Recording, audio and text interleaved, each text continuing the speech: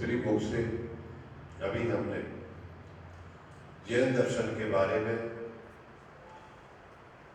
अपने जीवन को कैसे जीना चाहिए जिससे कि हमारा यह जीवन और भविष्य का जीवन सुखमय हो, क्योंकि हर जीव चाहता है कि हम सुखी रहें, कोई दुखी होना नहीं चाहता।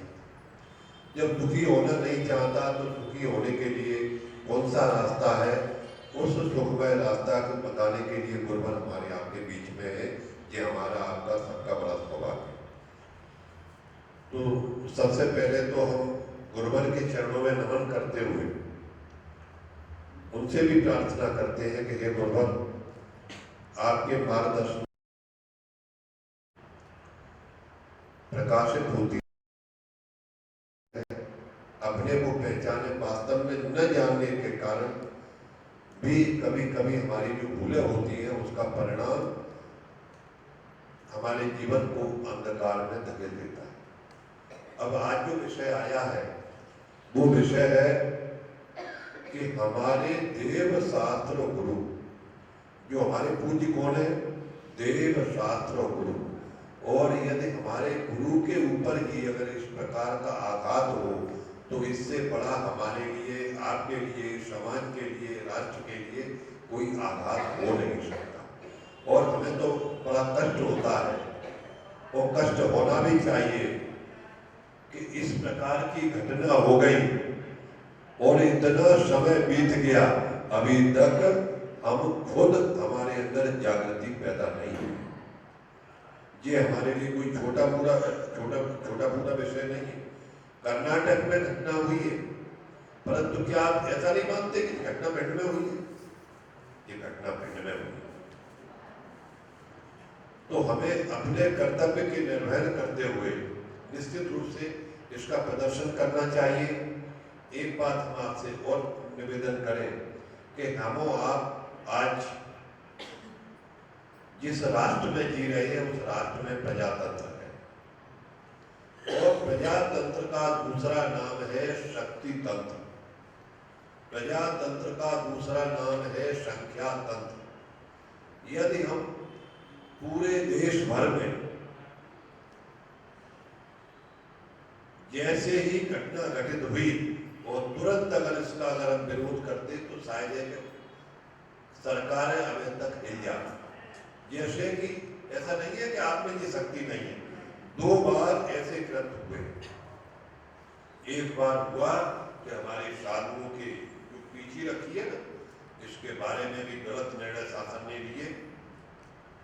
दूसरा हुआ कि हमारे साधु स्वयं वीर मरण करते, उसको क्या कहते हैं अपन? सल्लेखना। श्वेतांबर समाज के साधु कहते हैं कि या लोग कहते हैं क्या? संथारा। तो जब इस चीज के बारे में शासन ने गलत निर्णय लिए, हमारा देश का पूरा जैन समाज ने ये निर्णय करके बता दिया कि अगर आप इस टाइप का निर्णय करोगे, गलत काम करोगे, हमारे दर्शन के ऊपर अगर आप आघात करने का प्रयत्न करोगे तो हम एक नहीं है, पूरा देश इसके विरोध में खड़ा है। और खड़ा होकर बता भी दिया है कि हम भगवान महावीर के अनुयायी हैं और हमारे मार्ग में अगर आप कोई बाधा बनोगे तो हम उसका प्रतिकार करें। तो ये भी घटना इसी टाइप की घटना हुई है, तो हमें इसका प्रतिरोध करना चाहिए। कम से कम इतना तो हम करें, इतना समय हो गया कि हमारा भिंड का इतना बड़ा समाज माना जाता है, पूरे देश भर में भिंड की गिनती है। ऐसा नहीं है कि बगैर गिनती वाला समाज। 40,000 से अधिक लोग भिंड में निवास करते हैं और इसके बावजूद भी भिंड समाज ने कोई चिंता नहीं की। ये हमारे लिए, आपके उसमें हम भी शामिल, ऐसा नहीं कि हम अपने आप भी कहते कि साहब हम कह रहे हैं और बाकी आप लोगों के लिए कह रहे हैं, उसमें मैं भी शामिल। ये हमारे लिए, आपके लिए कोई अच्छा विषय है। गुरुवर की जैसी आज्ञा हो उस अनुरूप एक दिन बहुत ज्यादा लंबा नहीं खींचना, आजकल नहीं कर लेना चाहिए। एक माननीय राष्ट्रपति महोदय को, क्योंकि मामला काय का है, पूरे राष्ट्र का है, इसलिए किसको ज्ञापन जाना चाहिए?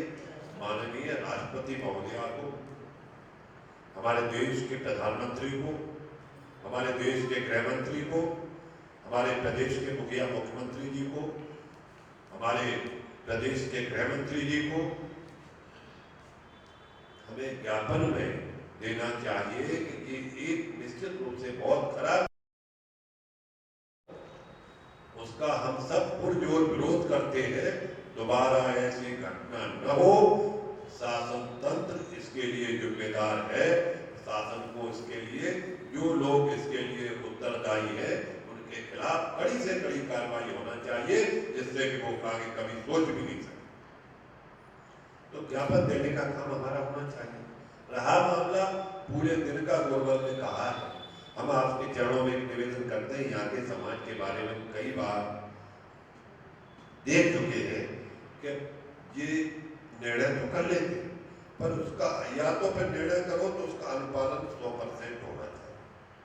अगर अनुपालन नहीं होता है तो मीडिया में हमारे जो न्यूज जाती है वो ठीक नहीं जाती। चाहे भले सीमा में बांध के करें कि 12 बजे तक का करें, 2 बजे तक का बंद का करें, या ज्ञापन देने के आने के बाद अपने प्रतिष्ठान खोल लें, परंतु जो निर्णय हो उस निर्णय तक हमारा 2 प्रकार का निर्णय तो कम से कम हो ही जाना चाहिए। गुरुवर कि हम जब तक अन्न और जल ग्रहण नहीं करेंगे, जब तक हम इस ज्ञापन को देके नहीं आएंगे, और तब तक हम अपने प्रतिष्ठान भी नहीं खोलेंगे। इस टाइप का कुछ ना कुछ तो निर्णय हमें करना चाहिए। बाकी हम तो कोई ज्यादा विद्वान नहीं है, हम तो एक सामान्य व्यक्ति है।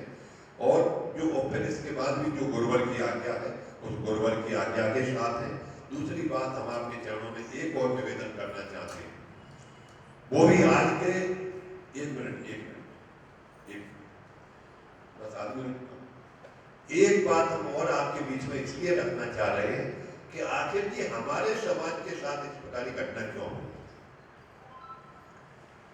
तो उसमें कहीं ना कहीं हमें ऐसा लगता है कि हमसे भी कुछ गलतियां हो रही। वो गलती हो क्या रही है, ये भी हम आपको समझ लेना चाहिए।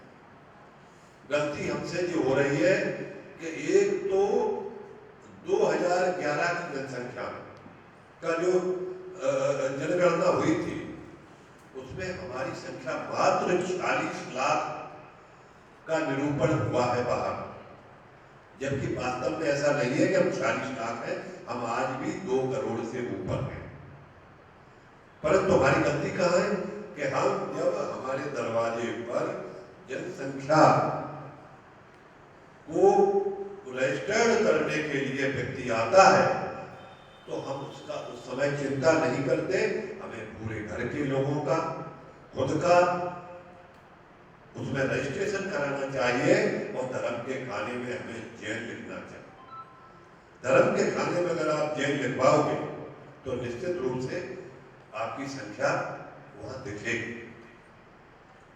नंबर 2, हमारी बात जो आती है कि यदि इसी प्रकार हम अपने कुछ ऐसे गलत भूल जुलूम निर्णय ले रहे हैं, अगर ये स्थिति हमारी रही तो आप विश्वास रखना आपकी स्थिति वो हो जाएगी कि आप धर्मांतरों की रक्षा नहीं कर पाओगे, धर्म गुरुओं की रक्षा नहीं कर पाओगे। उसके लिए जरूरी क्या है? जरूरी है शक्ति। शक्ति कैसे आएगी? कैसे आएगी शक्ति? आपकी संख्या, और संख्या भी कैसी होना चाहिए? एकजुटता के बनने वाली। हम आपसे पूछ रहे हैं संख्या कैसी होना चाहिए? एकजुटता की।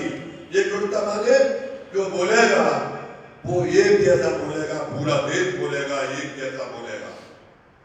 कहीं कुछ कहेंगे, 2 लोग इधर बोलेंगे, 2 लोग उधर बोलेंगे, और 2 लोग उधर बोलेंगे, तो आपकी शक्ति क्षीण होगी।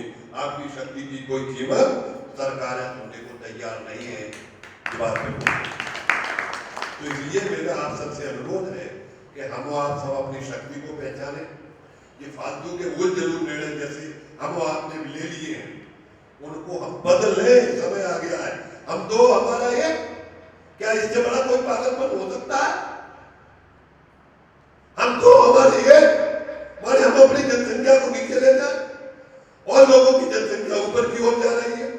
हमारी जनसंख्या नीचे की ओर जा रही है। क्या हमारे लिए चिंता का विषय नहीं है? दूसरी बात, हम प्रजातंत्र में जी रहे हैं। प्रजातंत्र में राजा कौन? जनप्रतिनिधि। पर जनप्रतिनिधियों में आपकी औकात आज क्या हो गई है, जरा समझ लीजिए आप। जब देश स्वतंत्र हुआ था, मेंबर ऑफ पार्लियामेंट की संख्या 40